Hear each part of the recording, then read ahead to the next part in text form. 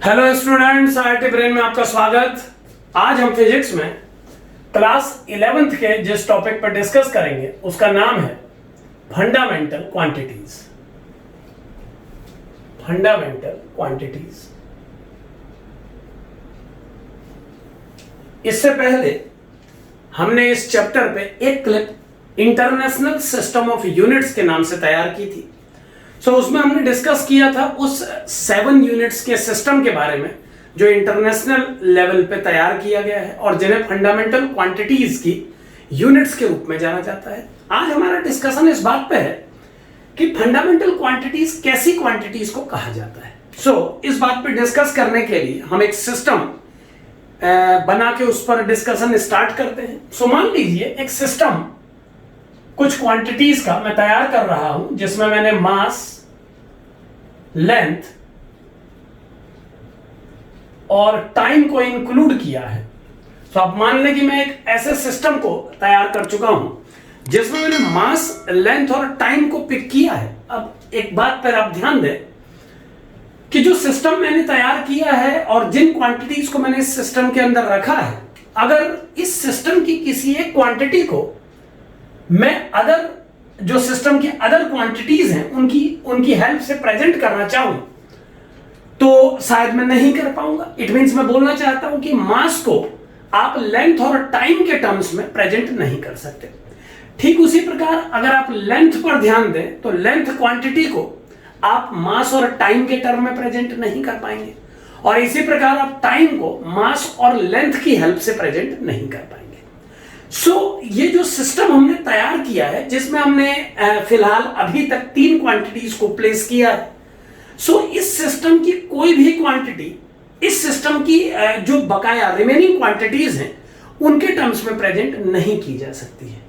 एक general definition अगर हम बनाएं तो हम कह सकते हैं कि अगर हम एक सिस्टम बनाएं और उस सिस्टम की किसी क्वांटिटी को उस सिस्टम की रिमेनिंग क्वांटिटीज के टर्म में प्रेजेंट न किया जा सके तो फिर उस क्वांटिटी को फंडामेंटल क्वांटिटी के रूप में जाना जाता है। यहां पर हम इस सिस्टम की किसी भी क्वांटिटी को बाकी 2 क्वांटिटी के टर्म में प्रेजेंट नहीं कर सकते हैं। लेंथ को मास और टाइम के हेल्प से प्रेजेंट नहीं किया जा सकता, और ऐसा ही मास और टाइम के साथ भी है। ये तीनों क्वांटिटीज जो इस सिस्टम में हमने एक्सेप्ट की हैं, जिनको हमने एक सिस्टम के रूप में डिफाइन किया है, उस सिस्टम की ये तीनों क्वांटिटीज मास, लेंथ और टाइम फंडामेंटल क्वांटिटीज है। यानी फंडामेंटल क्वांटिटीज किसी सिस्टम के डिफाइन होने के बाद डिफाइन की जाती हैं। यानी जिस सिस्टम को मैंने डिफाइन किया हुआ है यहां पर, इस सिस्टम के अकॉर्डिंगली ये तीनों क्वांटिटी फंडामेंटल क्वांटिटीज है। अब मान लीजिए मैं एक चौथी क्वांटिटी और इस सिस्टम में कंसीडर करूं। मान लीजिए मैंने एक चौथी क्वांटिटी के रूप में करंट को कंसीडर किया, तो यहां पर हम ध्यान से देख सकते हैं कि अगर हम इलेक्ट्रिक करंट को एक क्वांटिटी के रूप में इस सिस्टम में डिफाइन करें तो इलेक्ट्रिक करंट को भी बाकी 3 क्वांटिटीज जो ऑलरेडी डिफाइंड थी उनके टर्म में प्रेजेंट नहीं कर पाएंगे हम लोग। इसका मतलब इलेक्ट्रिक करंट भी एक फंडामेंटल क्वांटिटी है। यानी अब जो सिस्टम हमने डिफाइन कर दिया है जिसमें 4 क्वांटिटी इन्वॉल्व है, इस सिस्टम में ये चारों फंडामेंटल क्वांटिटीज हैं, क्योंकि इनमें से किसी को भी अदर क्वांटिटीज के टर्म में प्रेजेंट नहीं किया जा सकता। कोई भी क्वांटिटी अगर उस सिस्टम की अदर क्वांटिटी के टर्म में प्रेजेंट नहीं की जा पा रही है तो वही फंडामेंटल क्वांटिटी है। इस सिस्टम को और भी बढ़ाया जा सकता है। जैसे अगर इस सिस्टम में मैं टेम्परेचर को इंक्लूड करूं तो आप समझ सकते हैं कि टेम्परेचर को न करंट के टर्म में प्रेजेंट किया जा सकता है, न टाइम और लेंथ की हेल्प से प्रेजेंट किया जा सकता है, और ना ही मास टेम्परेचर को एक्सप्लेन कर सकता है। टेम्परेचर को इंक्लूड करने के बाद अब जो सिस्टम बना है यह भी फंडामेंटल क्वांटिटीज का सिस्टम है।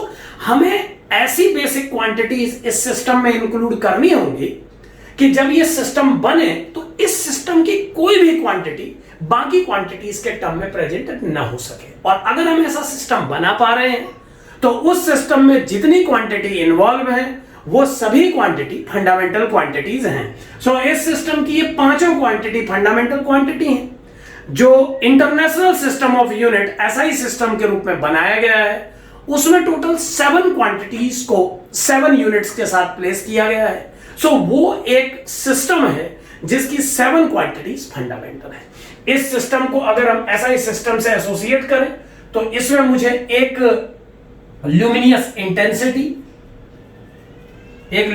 इंटेंसिटी और एक अमाउंट ऑफ सबस्टेंस क्वांटिटी को ऐड करना होगा। सो अमाउंट ऑफ सबस्टेंस और ल्यूमिनियस इंटेंसिटी, अगर इन दो क्वांटिटी को और मैं इंक्लूड कर लूं अपने सिस्टम में, तो अब ये जो 7 क्वांटिटीज का सिस्टम आपके सामने है, इस सिस्टम की सभी क्वांटिटीज फंडामेंटल क्वांटिटीज हैं। सो क्लियरली अगर हम एक सिस्टम डिफाइन करें, ये जो प्रेजेंट सिस्टम आपके सामने है ये इंटरनेशनल SI सिस्टम है, और इंटरनेशनल SI सिस्टम एक 7 क्वांटिटीज का सिस्टम है। उसमें उस सिस्टम में हर क्वांटिटी के लिए एक यूनिट को डिफाइन किया गया है। सो उसे SI सिस्टम ऑफ यूनिट्स माना जाता है। उसमें आने वाली 7 क्वांटिटी आपके सामने है, और इनमें से किसी भी क्वांटिटी को आप अदर क्वांटिटीज के टर्म में प्रेजेंट नहीं कर पाएंगे। एक बात यहां पर और ध्यान रहे कि फंडामेंटली जब SI सिस्टम बनाया गया था तो उसमें 6 क्वांटिटीज को इन्वॉल्व किया गया था, लेकिन जब अमाउंट ऑफ सबस्टेंस को डिफाइन करने की बात आई तो हम देख सकते हैं कि अमाउंट ऑफ सबस्टेंस को न करंट के रूप में डिफाइन किया जा सकता है, न टेम्परेचर के रूप में, न ल्यूमिनियस इंटेंसिटी के रूप में, और न ही मास, लेंथ और टाइम के रूप में। सो अमाउंट ऑफ सबस्टेंस भी एक ऐसी क्वांटिटी के रूप में सामने आया जिसे बाकी 6 क्वांटिटी जो SI सिस्टम की थी, जिन्हें फंडामेंटल क्वांटिटीज गिना जाता था, वो डिफाइन नहीं कर पा रहे थे। सो अमाउंट ऑफ सबस्टेंस को एक 7th क्वांटिटी के रूप में इंटरनेशनल सिस्टम में कंसीडर किया गया। इसके अलावा 2 सप्लीमेंट्री क्वांटिटीज हैं, उन्हें सप्लीमेंट्री फंडामेंटल क्वांटिटीज के रूप में गिना जाता है, जो कि एंगल और सॉलिड एंगल है। क्योंकि एंगल को आर्क अपॉन रेडियस के टर्म में प्रेजेंट किया जाता है और इस प्रकार से ये एफिलेटेड है लेंथ से, सो इसे फंडामेंटल 7 क्वांटिटीज की लिस्ट में शामिल नहीं किया गया है। ठीक इसी प्रकार जो सॉलिड एंगल क्वांटिटी है, उस क्वांटिटी को एरिया बाय डिस्टेंस स्क्वायर के टर्म में प्रेजेंट किया जाता है, और चूंकि एरिया और डिस्टेंस इन सभी टर्म्स को प्रेजेंट मीटर में किया जाता है और लेंथ को ऑलरेडी फंडामेंटल क्वांटिटी कंसीडर किया जा चुका था, तो सॉलिड एंगल को भी फंडामेंटल क्वांटिटीज 7 क्वांटिटीज के सिस्टम में प्लेस नहीं दिया गया। सो ये 7 क्वांटिटीज फंडामेंटल क्वांटिटीज हैं, और इनमें से किसी को भी इस सिस्टम की किसी अदर क्वांटिटी के टर्म में प्रेजेंट नहीं किया जा सकेगा। एक बात यहां पर और ध्यान रखें, क्योंकि हम बार बार इस बात को मेंशन कर रहे हैं अपने डिस्कशन में कि हमें एक ऐसा सिस्टम बनाना होगा जिसकी किसी भी क्वांटिटी को अदर क्वांटिटीज, उसी सिस्टम की अदर क्वांटिटीज के टर्म में प्रेजेंट न किया जा सके। सो अगर मैं इमेजिन करूं एक अदर सिस्टम के बारे में, अब यहां पर ध्यान रहे कि इंटरनेशनल लेवल पे जो SI सिस्टम जिसमें फंडामेंटल क्वांटिटीज डिफाइन की गई हैं, उस सिस्टम में इन 7 क्वांटिटीज को, ये 7 क्वांटिटीज फंडामेंटल क्वांटिटीज के रूप में जानी जाती हैं। जिस सिस्टम को हम फिजिक्स में पढ़ते हैं उसके अकॉर्डिंगली ये 7 क्वांटिटीज फंडामेंटल क्वांटिटीज हैं।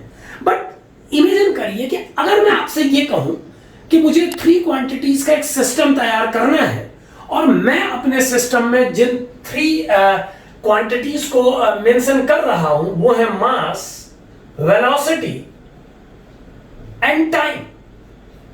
सो अब अगर हम यहां पर ये डिस्कस करें कि क्या इस सिस्टम को भी फंडामेंटल क्वांटिटी का सिस्टम माना जा सकता है, क्या ये भी एक सिस्टम के रूप में कंसीडर किया जा सकता है? क्यों? क्योंकि जब हम सिस्टम डिफाइन करते हैं तो हमारे सिस्टम में हम फंडामेंटल क्वांटिटीज को ही इन्वॉल्व करते हैं।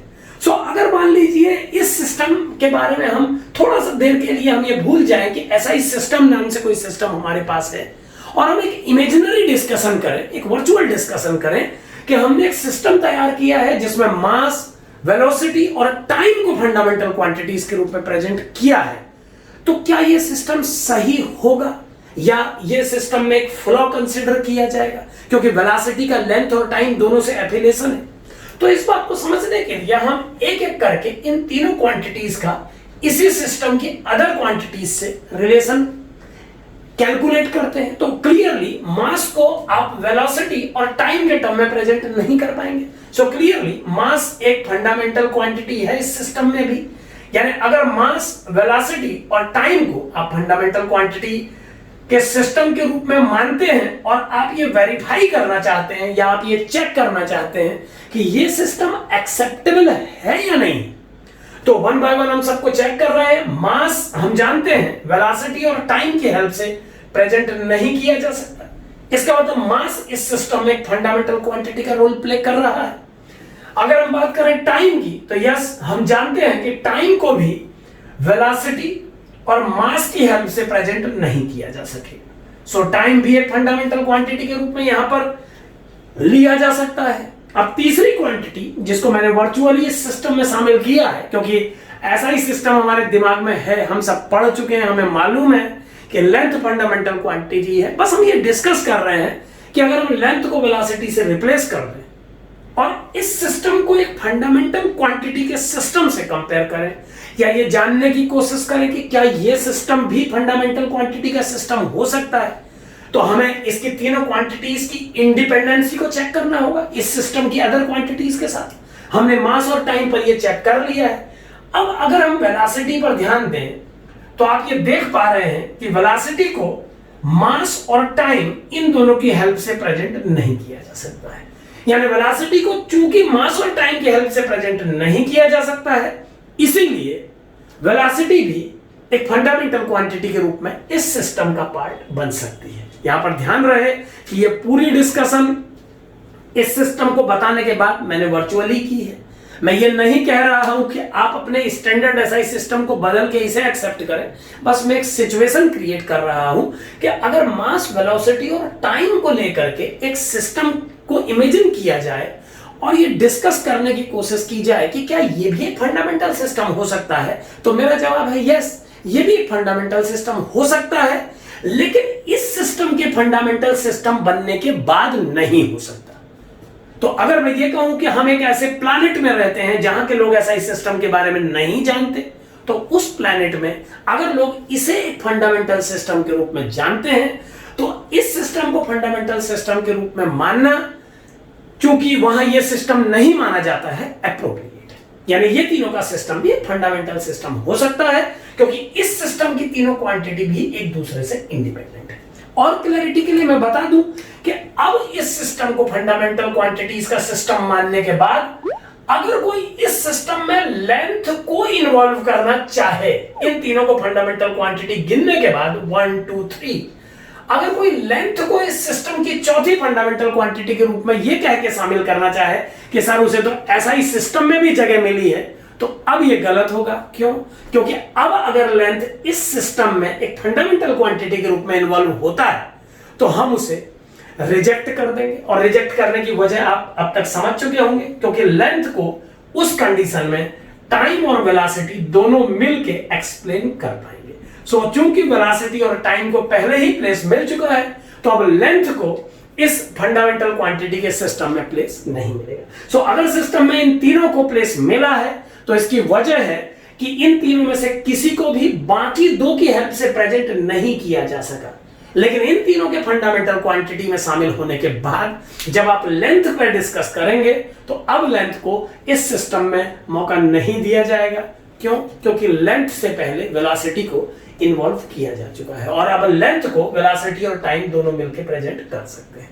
सो अगर हम एक फंडामेंटल सिस्टम बनाने की कोशिश करें, तो हमें क्वांटिटीज का ऐसा सिस्टम तैयार करना होगा जिसमें किसी भी क्वांटिटी को उस सिस्टम की बाकी क्वांटिटीज की हेल्प से प्रेजेंट ना किया जा सके। सो फंडामेंटल क्वांटिटी वर्ड एक सिस्टम से एसोसिएटेड वर्ड है। किसी एक क्वांटिटी का बस नाम लेके और उस क्वांटिटी को ही एक सिस्टम मान के डिफाइन किए जाने वाली चीज नहीं है फंडामेंटल क्वांटिटी। फंडामेंटल क्वांटिटी को डिफाइन करने से पहले आप उससे एसोसिएटेड सिस्टम को सामने लाते हैं, तब आप जस्टिफाई कर पाते हैं कि ये क्वांटिटी इस सिस्टम की बकाया क्वांटिटी की हेल्प से प्रेजेंट नहीं की जा पा रही है। एक बात यहां पर और ध्यान दें कि अगर बनाते समय इलेक्ट्रिक करंट की जगह इलेक्ट्रिक चार्ज को एक फंडामेंटल क्वांटिटी के रूप में कंसीडर कर लिया गया होता, यहां पर ध्यान दें, मैं ये नहीं कह रहा हूं कि ऐसा ही सिस्टम को बदलने की जरूरत है, मैं केवल एक वर्चुअल क्वेश्चन क्रिएट कर रहा हूं, क्योंकि कई बार कॉम्पिटिटिव एग्जाम इस तरीके की प्रॉब्लम पुटअप करते हैं कि वो सिस्टम को थोड़ा सा चेंज करके एक नया आइडिया डेवलप करके उस पर सवाल पूछना चाहते हैं। सो अगर मैंने आपसे पूछा जाता है कि हम इन 7 क्वांटिटीज को फंडामेंटल सिस्टम के रूप में जस्टिफाई करना चाह रहे हैं, तो आपका आंसर होना चाहिए यस, इसे एक फंडामेंटल क्वांटिटी सिस्टम के रूप में जस्टिफाई किया जा सकता है, यानी ये जस्टिफिकेबल है क्योंकि आपने इलेक्ट्रिक करंट चार्ज को शामिल करने से पहले इलेक्ट्रिक करंट को इस सिस्टम से हटा दिया है। यानी इलेक्ट्रिक करंट को हटा के अगर इलेक्ट्रिक चार्ज को यहां रख के आप इस सिस्टम को एक फंडामेंटल सिस्टम के रूप में डिफाइन करें तो एक वर्चुअल प्रॉब्लम में इसे भी हम एक फंडामेंटल सिस्टम कंसिडर करेंगे। सो ये सब बातें जो मैंने बताई ये महज एक प्रॉब्लम के पॉइंट ऑफ व्यू से बताई, क्योंकि जब फंडामेंटल सिस्टम पर प्रॉब्लम एग्जाम क्रिएट करता है तो कई बार स्टूडेंट से आइडिया लेना चाहता है, वो जानना चाहता है कि स्टूडेंट फंडामेंटल क्वांटिटीज को स्टिक उन 7 नेम्स पर ही एसोसिएट होकर समझता है या वो फंडामेंटल क्वांटिटी को बाय डेफिनेशन समझता है कि इसका एफिलिएशन एक सिस्टम के साथ होता है। सो ये सिस्टम लेंथ के बिना भी एक फंडामेंटल सिस्टम है। अब एक एग्जांपल और सामने लेते हैं कि मान लीजिए आप एक सिस्टम के रूप में इन 3 क्वांटिटीज को यूज करके फंडामेंटल सिस्टम डिफाइन करने की बात करें। मान लीजिए आपने एक क्वांटिटी के रूप में लेंथ को डिफाइन किया, एक क्वांटिटी के रूप में वेलोसिटी को, और तीसरी क्वांटिटी के रूप में आपने टाइम को डिफाइन करके ये क्वेरी किया कि सर लेंथ, वेलोसिटी और टाइम, क्या ये तीनों से मिलकर बना सिस्टम भी एक फंडामेंटल क्वांटिटी का सिस्टम है? सो अब यहां पर फिर हम एक एक करके सभी क्वांटिटीज को चेक करेंगे। तो हम देख पा रहे हैं यहां पर कि लेंथ हमेशा से वेलोसिटी और टाइम का फंक्शन रहा है। यहां पर यह ध्यान रहे इस डिस्कशन में कि अब अभी हम किसी क्वांटिटी के वेक्टोरियल नेचर या स्केलर नेचर पर डिस्कशन नहीं कर रहे हैं, अभी हम मेयरली उनकी यूनिट्स और क्वांटिटीज नेचर पर डिस्कशन कर रहे हैं। सो वेलोसिटी देख के कई लोग स्पीड और वेलोसिटी में डिस्टिंग्विश न करें, यहां पर शब्द वेलोसिटी को स्पीड से रिप्लेस भी किया जा सकता है, क्योंकि अभी हम इसके स्केलर और वेक्टर नेचर पर डिस्कस नहीं कर रहे हैं, अभी हम डिस्कस कर रहे हैं यूनिट्स और मेजरमेंट, यूनिट्स और डायमेंशंस पर क्वेरी कर रहे हैं। सो अगर स्पीड, लेंथ और टाइम को लेकर के एक सिस्टम डिफाइन करने की कोशिश की जाए तो इसे फंडामेंटल सिस्टम डिफाइन करने से पहले हमें इन क्वांटिटीज की अदर क्वांटिटीज पर डिपेंडेंसी चेक करनी होगी। तो हम देख पा रहे हैं कि लेंथ हमेशा स्पीड और टाइम का फंक्शन है, टाइम को लेंथ और स्पीड की हेल्प से प्रेजेंट किया जा सकता है और वहीं स्पीड भी लेंथ और टाइम की हेल्प से प्रेजेंट किया जा सकता है। सो इस सिस्टम को एक फंडामेंटल सिस्टम के रूप में एक्सेप्ट नहीं किया जा सकता। सो फंडामेंटल क्वांटिटी किसी सिस्टम के साथ डिफाइन की गई वो क्वांटिटीज हैं जिन्हें उस सिस्टम की अदर क्वांटिटीज मिलके जस्टिफाई नहीं कर सकती हैं।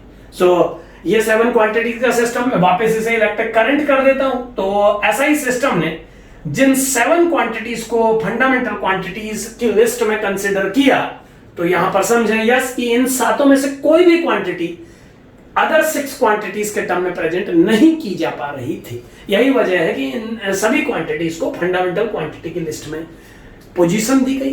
अमाउंट ऑफ सब्सटेंस को मेजर करने के लिए इसे डिफाइन करने से पहले कोई भी ऐसी क्वांटिटी नहीं थी इस लिस्ट में। अमाउंट ऑफ सब्सटेंस को डिफाइन करने का काम इन 6 क्वांटिटीज की हेल्प से नहीं किया जा सकता था। यही वजह है कि इसे एक 7th क्वांटिटी के रूप में इस लिस्ट में प्लेस दिया गया। सो इस तरीके से आप फंडामेंटल क्वांटिटीज को समझ सकते हैं, ऐसी क्वांटिटीज के रूप में जो कि उस सिस्टम की अदर क्वांटिटीज की हेल्प से प्रेजेंट नहीं की जा सकती है। Thank you.